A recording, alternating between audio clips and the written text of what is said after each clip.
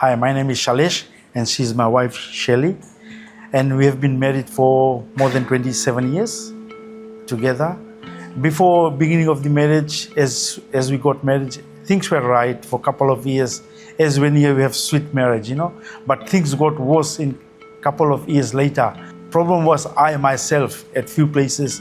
I was humanizer, I was drunkard person, I used to smoke, I used to go around girls and drugs and things like that was my addiction at that particular time. Now you can see us marriage, happy, but at that particular time they were going a hell at our house. What had happened actually, things were getting worse and I was about to divorce. Salesh, my husband, was a very angry person. He had an anger issue. He was a womanizer. He was cheating me a lot. He was an alcoholic and he used to physically abuse me. He used to raise hands and he used to punch me. He used to light the cigarettes and he used to burn me with the cigarettes. I closed myself because it was a love marriage. We were a high school sweetheart and I thought after getting married, everything will be okay.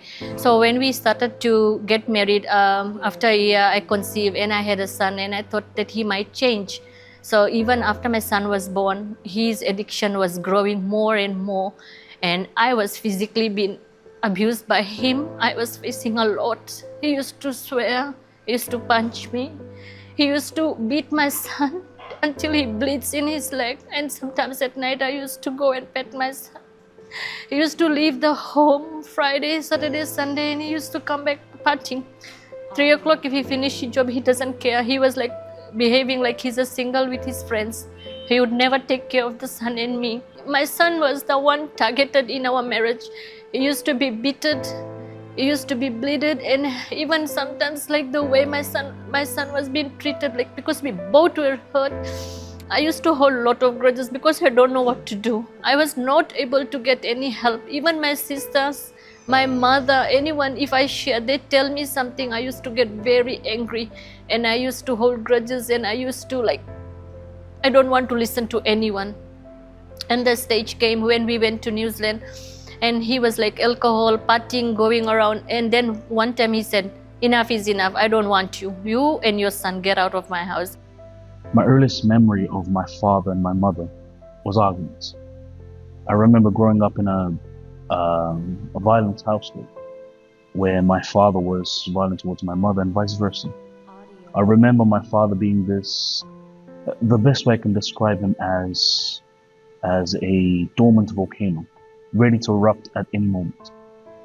I remember there was one time when he had become so angry. He was drunk. He came home, he looked for one of the meat cutting knives, the choppers. It was something like this. It was this big. And I remember I was maybe 7, 8 years old, give or take, maybe a little younger. And I remember my father looking for the chopper and saying, today I will kill you, woman. In that moment, I had no idea what to do. And all I can remember was I had to come in between my father and mother and literally say, Dad, please don't do this. My father was a drunkard.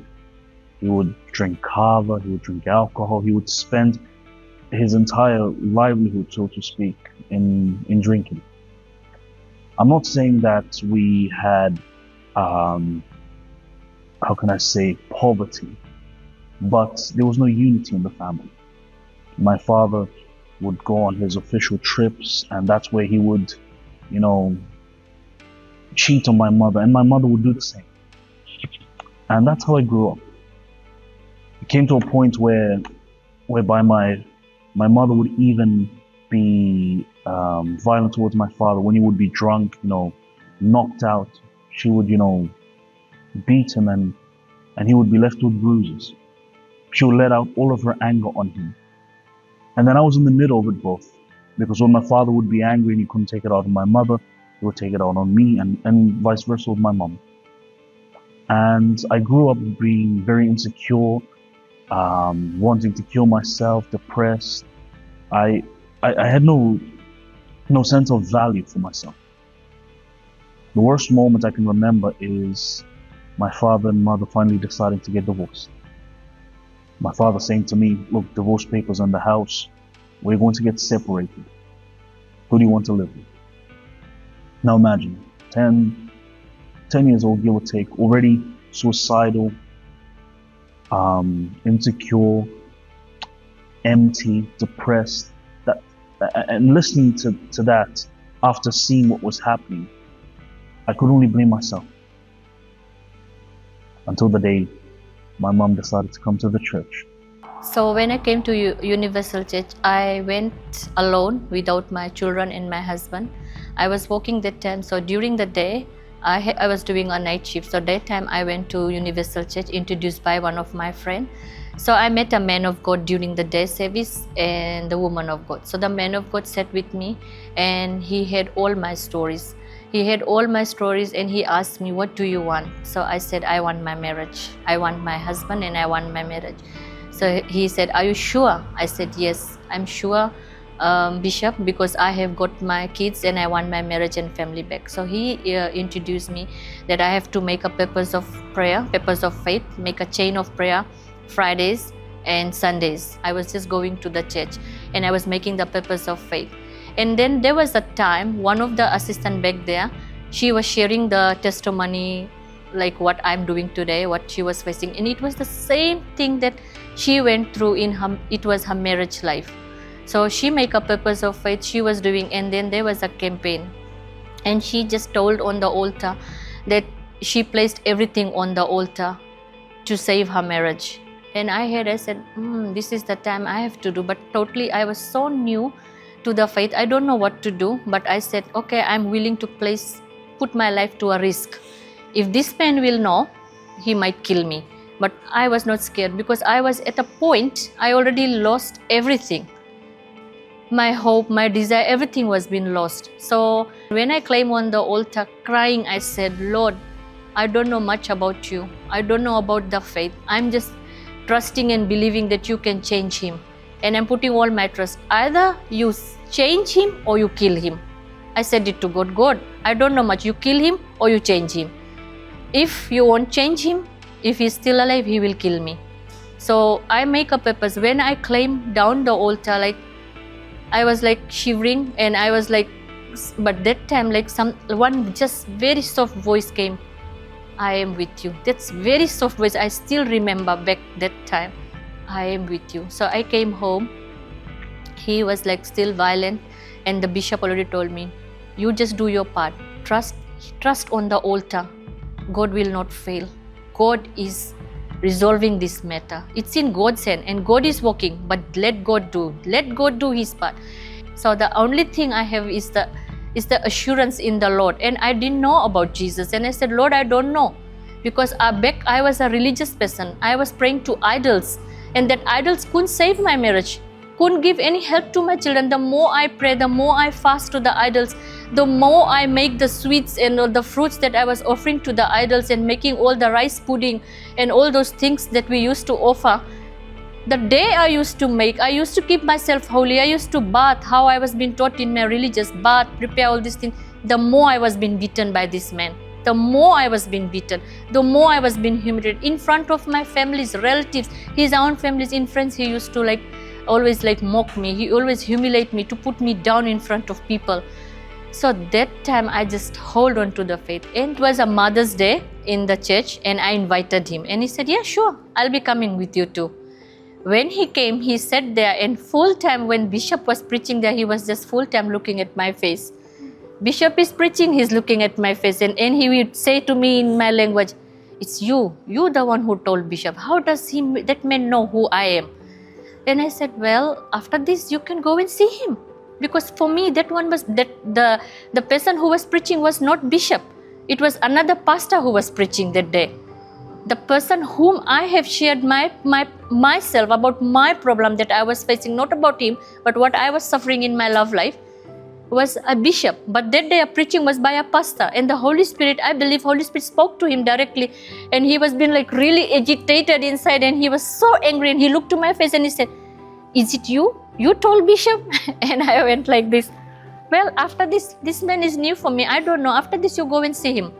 And he said, yes, I'll do. I will make sure I'll go and find out. So the Holy Spirit spoke to him. I was sitting at the back chair of the church, and the service has been started. And I can remember what the man of God was preaching from the altar. Everything was on me, and I was thinking, okay, I think she has told everything A to Z about me to that man, so I'm gonna go and see what she has all told about myself. And I said, okay, let her go back to my house, then I'm gonna fix her up when she comes back to the house. That was the man when I first entered the place. Why I came back to the church, I got the peace at that particular time when I entered this place. The peace, I cannot tell that how peaceful I was that day. Everything was going up and down physically, but yes, I had peace. I had assurance that somebody is with me. One of the assistants has told me how you can overcome your situation, and he asked me to make a chain of prayer that was for 7 Sundays with Fridays for a deliverance, and I made a chain of prayer at that particular time. And yes, slowly by slowly, I can remember that day 2010 was our May 2010, we came to church, and within 2 weeks, I gave up all my smoking, alcohol, everything. I got baptized and I gave my life to Jesus. Because I wanted to change. I wanted to see what is this inside of me. I wanted to taste that. So yeah, I gave my life to Jesus. I had idols, worshipping the idols. You know how Indians are worshipping. I packed everything in the garbage bag, throw it in the rubbish bin. Nobody told me about that, to do that, but I did it myself. Yes, and slowly by making the chain of prayer, I can see my life was changing. So yes, I got baptized. Then I wanted the Holy Spirit. It took me about 6 months to settle down in the church, and after 6 months there was a campaign in the church. And that first campaign, I can recall, I did my spiritual sacrifice, and then I decided to have the Holy Spirit. I used to pray midnight, 3 o'clock in the morning, and as soon as I climbed the altar, I came off the altar, and I got the assurance that Holy Spirit is with me. And from that time, I started to climb the ladder. Until now, I'm climbing the ladder. That's how I got to know Jesus about it. And yes, if you have got Holy Spirit, you have got Jesus with you. Doesn't matter, storms will gonna come to you, but you have got assurance that you are with Him. That is the most important thing, the Holy Spirit. So today I would say, today he is a man of God. Today he have time for his family. He cares for his family. He cares for his wifey and his 2 kids. Today he spends, he would love to take his family out for dinner to spend. Now his priority is now God. Even if we get late for church, while we are coming to church, getting ready, he said, time is time. You people should be time management. God's house is first. We all have to be there first. God's house. And then he used to take us out to resorts, for family weekends, dinner out. Today he's truly a man of God. We are blessed in our love life, in our marriage. We are happy to serve the Lord on the altar. We are happy my children are also in the work of God. So today my family is blessed. There's no fights, there's no conflicts, no disagreements. My dad is not running around with a chopper to chop off my mom. He's not an alcoholic, he does not drink, he does not smoke. They don't go here and there, to party, to, I would say, waste their lifetime. They're in the presence of God. They're in the presence of God. We all are in the presence of God. There's this peace in my family. I can see there is love, this unconditional love in my family. And one thing actually my brother was mentioning, you are so privileged to not have been a part of the bad side of the story. And when he said that, it made me ponder and made me realize that he is right, because ever since I was born, I didn't have to see what he went through, the struggles that he went through.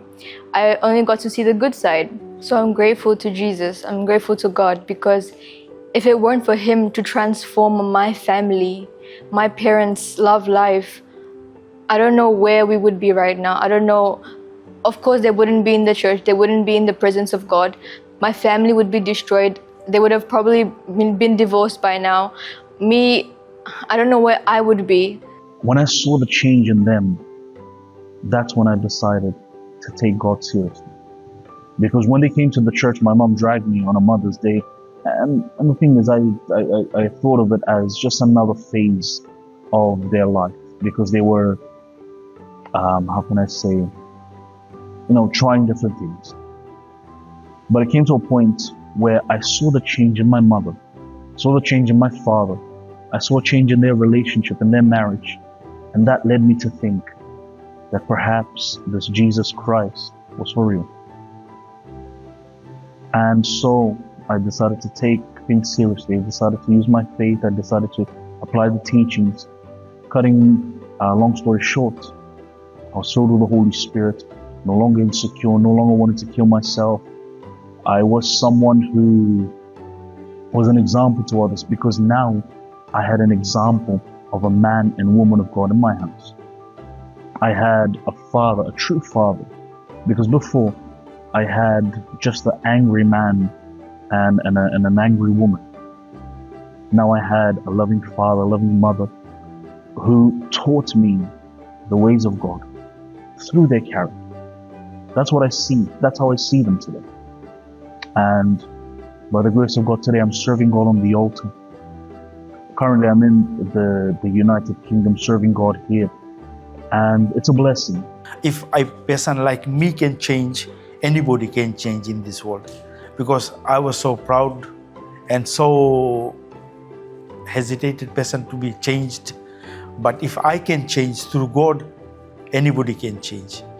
It's my pleasure to help people now. And I'm for sure, whoever is listening my testimony throughout this world, they can change. If I can change, they can change as well. And they will be blessed in their marriage, in their love life, as I am blessed. I believe we tried many things before coming to Universal Church to change him, but I was unsuccessful. It was the Holy Spirit who changed him. It's the Holy Spirit and the campaign that we took part, and also the Papers of Faith. And it's the Holy Spirit. The true joy is the Holy Spirit.